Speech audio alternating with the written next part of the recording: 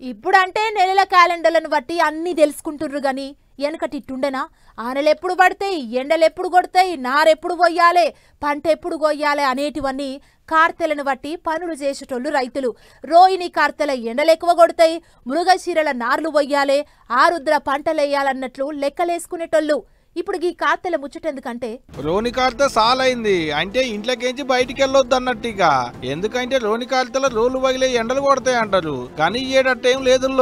రోని కార్తెల కూడా చల్లబడుతుంది, ఆయిటి కాలం రాకముందే వానలు పడుతున్నాయి. మురుగశిల ముసురు పెడితే ముసలెద్దు కూడా లేచి లెంకెలేస్తుంది అన్నట్టు మురుగశిల కార్తెల పడాల్సిన వానలు రోని కార్తె రాకముందే సాలయ్యేటాళ్లకు ఎండాకాలం ఏదో ఆనకాలం ఏదో తెలవట్లేదు పబ్లిక్ కు.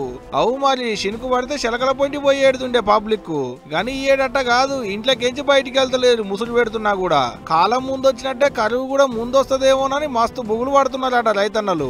అవసరం లేనప్పుడు పడ్డ వానలు పంటకు ఆశలు కావాల్సిన ఏళ్లలో పడతాయో లేదోనని ఆందోళన. మరి ఆనకాలం ఎటనో అట్ట కాలం వెళ్తుంది కానీ యాసంగి మీదనే అందరిలంది. ఇది చాలదన్నట్టు ఇటు నైరుతి దిక్కుకెంచి ఋతుపవనాలు కూడా రువ్వడి మీద ఉరికొచ్చుడుతోని రోని కార్తె వచ్చినట్టు కూడా తెలవట్లేదు అంటున్నారు చాలా మంది పబ్లిక్.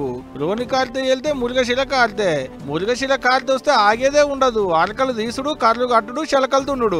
ముందుగా వచ్చి మురిపించిన కాలం పంటకు ఆశలు కావాల్సిన ఇయాల వెనకకు బీకి ఏడిపియకుంటే చాలు అనేది రైతన్నలు అంటున్న మాట. కానీ ఏ మాట కా మాట రోడ్లు బయలే తట్టు కొట్టేటి ఎండాకాలంలో కూడా చల్లబడుతుందంటే చల్లటి ముచ్చటే తీయాలి పబ్లిక్ కు.